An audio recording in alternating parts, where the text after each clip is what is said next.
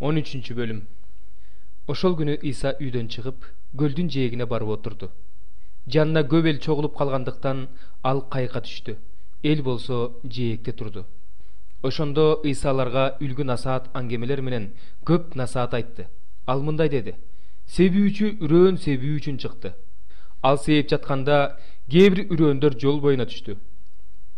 Канаттуулар учуп келип аларды терип жеп кетишти. Кээ бир үрөөндөр топурак аз, таштак жерге түштү. Жердин кыртышы жука болгондуктан алар тез эле өнүп чыкты. Бирок күн чыкканда соолуп, терең тамырлай албай куурап калды.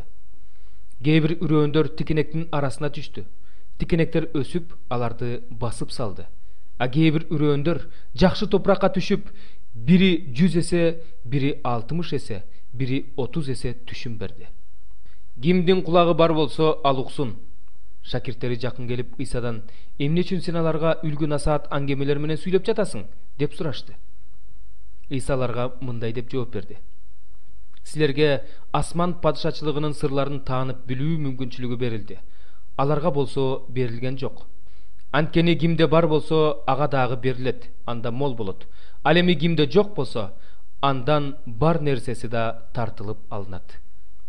Аларга үлгү насаат аңгемелер менен сүйлөгөнүмдүн себеби, алар карап турушса да көрүшпөйт, угуп турушса да угушпайт, жана түшүнүшпөйт.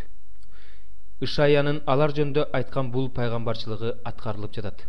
Кулагыңар менен угуп турасыңар, бирок түшүнбөйсүңөр. Көзүңөр менен карап турасыңар, бирок көрбөйсүңөр.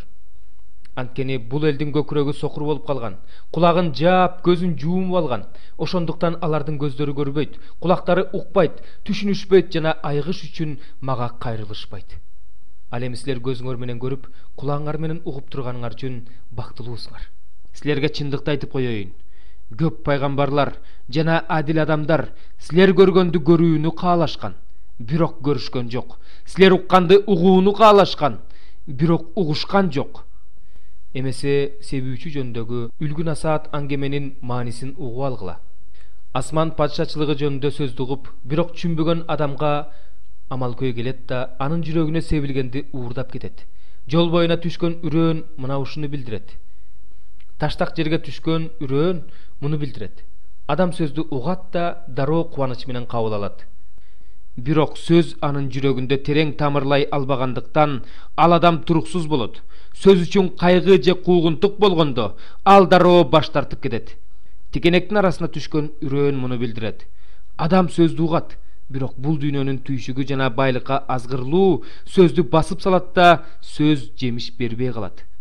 Жакшы жерге түшкөн үрөөн сөздү угуп түшүнгөн адамды билдирет. Ал 100 эсе, же 60 эсе, же 30 эсе түшүм берет. Иса аларга дагы башка үлгү насаат аңгеме айтты. Асман падышачылыгын бул нерсеге салыштырууга болот. Бир адам өз талаасына жакшы үрөөн септи. Эл уйкуда жатканда анын душманы келип, буудай арасына отоо чөптүн уругун сээп кетти. Буудай башалып калганда отоо чөптөр да өсүп чыкты. Ошондо үйесинин кулдары келип: "Кожоюн, сен талааңа жакшы үрөөн сеппедиң беле? Бул отоо чөптөр кайдан пайда болду?" деп сурашты. "Муну душман кылды" деп жооп берди үйеси. Кулдары: "Эгерде кааласаң биз барып аларды жулуп таштайбыз" дешти. Бирок үйеси: "Жок, отоо чөптөрдү жулам деп буудайды кошо жулуп аласыңар. Тим койгула, орок маалына чейин экөө чогуу өсө берсин. Орок маалы келгенде мен орокчуларга адегенде отоо чөптөрдү оргула да боо кылып байлап өрттөп жибергиле. Буудайды болсо менин кампама жыйнагыла деп айтам" деди. Иса аларга дагы мындай үлгү насаат аңгеме айтты. Асман падышачылыгы талаага себилген сары кычыданын окшош. Ал уруктардын ичинен эң кичинекейи болсо да өсүп чыкканда бардык өсүмдүктөрдөн чоң болуп дарак айланат. Канаттуу куштар учуп келип анын бутактарына корголошот. Иса аларга дагы мындай үлгү насаат аңгеме айтты. Асман падышачылыгы камыр ачытыш үчүн 3 ченем унга салынган ачыткыга окшош. Иса булардын баарын элге үлгү насаат аңгемелер менен айтты. Ал үлгү насаат аңгемесиз сүйлөчү эмес. Пайгамбар аркылуу айтылган сөздүн аткарылышы үчүн ушундай болду. Менин оозумдан накыл сөздөр чыгат. Дүйнө жаратылгандан бери жашыруун болуп келе жаткан сырларды айтып берем. Иса элди таратып жиберип үйгө кирди. Ошондо шакирттери жанына келип, талаадагы отоо чөптөр жөнүндөгү үлгү насаат аңгеменин маанисин бизге түшүндүрүп берчи дешти. Иса мындай деп жооп берди: жакшы үрөөн сепкен адам бул адам уулу. Талаа болсо дүйнө, жакшы үрөөн асман падышачылыгынын уулдары, отоо чөптөр шайтандын уулдары. Отоо чөптөрдү сепкен душман бул шайтан, орок маалы дүйнөнүн акыры, орокчулар болсо периштелер. Отоо чөптөр орулуп өрттөлгөндөй эле бул дүйнөнүн акырында да ушундай болот. Адам уулу өз периштелерин жиберет, алар күнөөгө түрткөн бардык нерсени жана мыйзамсыздык кылгандарды анын падышачылыгынан алып, жалындап күйүп турган отко ыргытат. Ал жерде ый жана тиш кычыратуу болот. Ошондо адил адамдар өздөрүнүн атасынын падышачылыгында күн сыяктуу жаркырашат. Кимдин кулагы бар болсо, ал уксун. Асман падышачылыгы талаада жашырылган казынага да окшош. Бир адам аны таап алып кайра жашырып койду. Барып кубанганынан колунда болгондун баарын сатты да ал талааны сатып алды. Асман падышачылыгы асыл бермет издеген соодагерге да окшош. Күндөрдүн биринде ал кымбат баалуу берметти тапты. Анан барып колунда болгондун баарын сатты да ал берметти сатып алды. Асман падышачылыгы ар кандай балыктарды кармаган чоң торго да окшош. Тор балыкка толгондо аны жээкке тартып чыгарышат да, отуруп алып жакшы балыктарды идиштерге салып алышат. Ал эми жамандарын ыргытып жиберишет.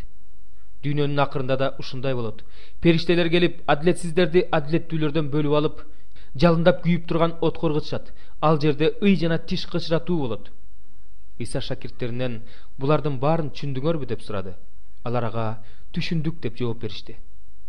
Ошондо ал шакирттерине, ошондуктан асман падышачылыгы жөнүндө насаат алган ар бир мыйзам окутуучу өз казынасынан жаңыны да эскини да алып чыккан үйесине окшош деди.